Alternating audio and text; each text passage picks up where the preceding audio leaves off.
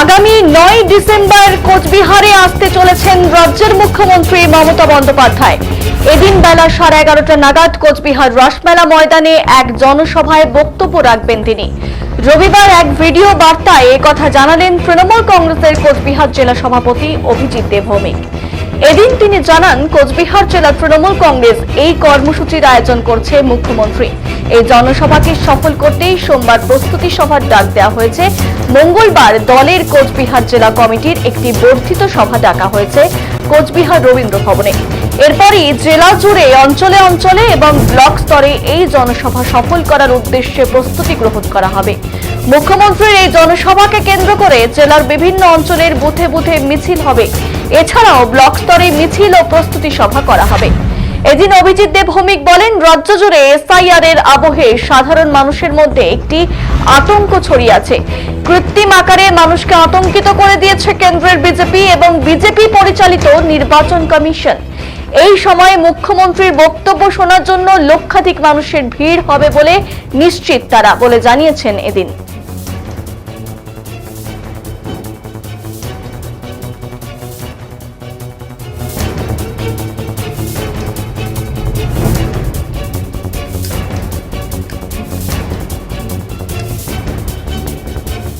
শীত পড়বে প্রায় অঘ্রাণ মাস, কিন্তু গরমও আছে এবং প্রচণ্ড রৌদ্রে অনেকে দাঁড়িয়েও আছেন।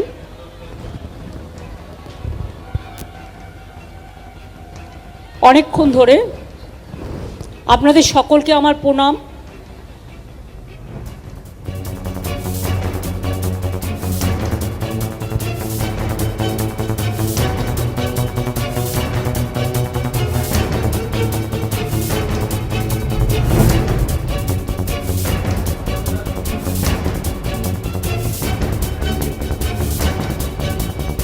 এই মুহূর্তে চিফ এডিটর অমিত কুমার দেব রয়েছেন আমাদের সঙ্গে। আমরা অমিতের সঙ্গে কথা বলে নেব।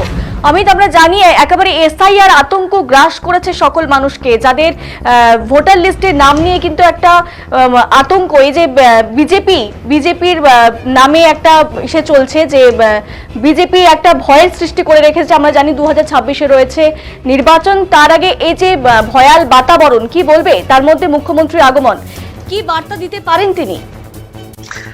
দেখো সুশ্বেতা, যেটা ওদের তৃণমূল কংগ্রেস কোচবিহার জেলা সভাপতি যেটা বলছেন যে এসআইআর আবহে কোচবিহারে আসছেন মুখ্যমন্ত্রী মমতা বন্দ্যোপাধ্যায়, ব্যাপারটা অনেকটাই প্রাসঙ্গিক।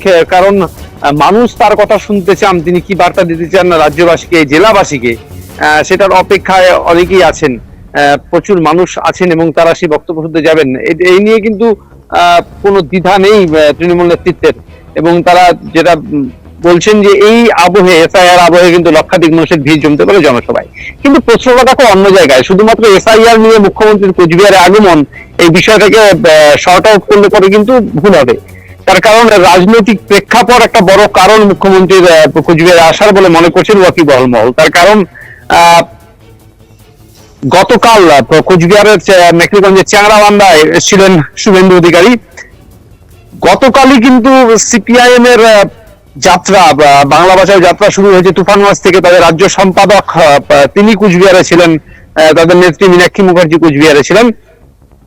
এরপরেই মুখ্যমন্ত্রীর কোচবিহারে আগমন অনেকটাই কিন্তু প্রাসঙ্গিক, রাজনৈতিক কারণেই মুখ্যমন্ত্রীর কোচবিহারে আসা। সামনে বিধানসভা নির্বাচন, সেই বিধানসভা নির্বাচনকে পাখির চোখ করে মুখ্যমন্ত্রীর কোচবিহারে আসা বলে মনে করছে রাজনৈতিক মহল। আরো একটা বিষয় যেটা কোচবিহারের ক্ষেত্রে অত্যন্ত গুরুত্বপূর্ণ, সেটা হচ্ছে তৃণমূলের গোষ্ঠী লড়াই। ইতিমধ্যে কিন্তু যেটা প্রকাশ্যে এসেছে, বর্ষিয়ান নেতা তৃণমূল কংগ্রেসের বর্তমান কোচবিহার পৌরসভার পৌরপ্রধান রবীন্দ্রনাথ ঘোষ, তাকে সরে যাওয়ার জন্য চিঠি দিয়েছিলেন জেলা সভাপতি। তারপর তিনি অগ্রাহ্য করেছেন সেই নির্দেশ, এবং তিনি বলেছেন রাজ্যের নির্দেশ না পাওয়া পর্যন্ত তিনি গদি ছাড়বেন না। অর্থাৎ তিনি যেটা বলেছেন যে দলের সাংগঠনিক যে পরিকাঠামো, সেই কাঠামো অনুযায়ী এই নির্দেশ একমাত্র রাজ্য নেতৃত্ব দিতে পারে। কোচবিহার জেলার তুফানগঞ্জের উপর পৌরপ্রধান পরিবর্তন হয়েছে, মেখলিগঞ্জের ক্ষেত্রে পরিবর্তন হয়েছে, পৌরপ্রধান উপপৌরপ্রধান মাথাভাঙার ক্ষেত্রে পরিবর্তন হয়েছে। একমাত্র কোচবিহার পৌরসভা যেখানে কিন্তু নির্দেশ সত্ত্বেও সরেননি কুচবিহার পৌরসভার পৌরপ্রধান, মানে কোচবিহারের তৃণমূল কংগ্রেসের ফাউন্ডার লিডার বলা যেতে পারে তৃণমূল কংগ্রেসের রবীন্দ্রনাথ ঘোষ। এই যে বিষয়টা একটা যে ডামাডোল চলছে, অর্থাৎ তৃণমূলের যে গোষ্ঠী লড়াই তা কিন্তু পুরোপুরি প্রকাশ্যে লোকসভা নির্বাচনের আগে, এবং সেটা অনেকভাবে ঢাকা দেওয়ার চেষ্টা হচ্ছে, কিন্তু সেটা ঢাকা যাচ্ছে না। এই বাতাবরণেও কিন্তু মুখ্যমন্ত্রীর কুচবিহারে আসাটা অত্যন্ত প্রাসঙ্গিক বলেই মনে করছে রাজনৈতিক বিশ্লেষকদের একাংশ, এবং সেটাকে মেরামত করবার জন্যই মুখ্যমন্ত্রীর কুচবিহারে আগমন কিনা তা নিয়েও কিন্তু প্রশ্ন উঠতে শুরু করেছে। অর্থাৎ শুধুমাত্র এসআইআর এই বিষয়টিকে সামনে রেখে মুখ্যমন্ত্রীর কুচবিহারে আগমন, এটাকে দেখলে খুব ছোট করে দেখা হবে, কারণ রাজনৈতিক ব্যাপ্তি কিন্তু অনেকটাই মুখ্যমন্ত্রীর কুচবিহারে আসা। সুশ্বেতা, ধন্যবাদ অমিত।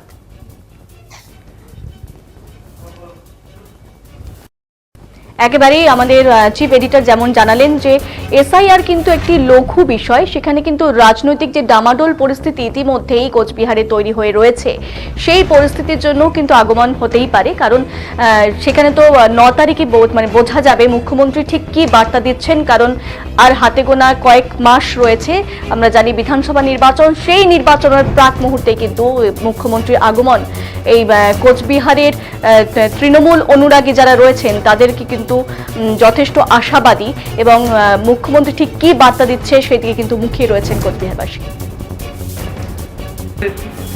মুখ্যমন্ত্রী আসতে চলেছে আগামী 9 ডিসেম্বর মাননীয় মুখ্যমন্ত্রী শ্রীমতী মমতা বন্দ্যোপাধ্যায় কুচবিহার রাসমেলা মাঠে একটি ঐতিহাসিক জনসভায় তিনি বক্তব্য রাখবেন।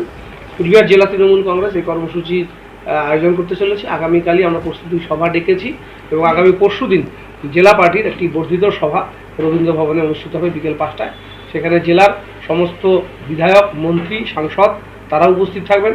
সমস্ত ব্লক প্রেসিডেন্ট, পঞ্চায়েত সমিতির সভাপতি, সহসভাপতি, সমস্ত গ্রাম পঞ্চায়েতের প্রধান, অঞ্চল সভাপতি, চেয়ারম্যানরা এবং শাখা সংগঠনের সমস্ত জেলা সভাপতি, ব্লক সভাপতিরা সকলকে নিয়ে আমরা এই বর্ধিত সভা, মাননীয় মুখ্যমন্ত্রীর প্রস্তুতি সভা আগামী কাল এবং পরশু অনুষ্ঠিত হবে। এরপর অঞ্চলে এবং ব্লক স্তরে এর প্রিপারেশন নেওয়া হবে।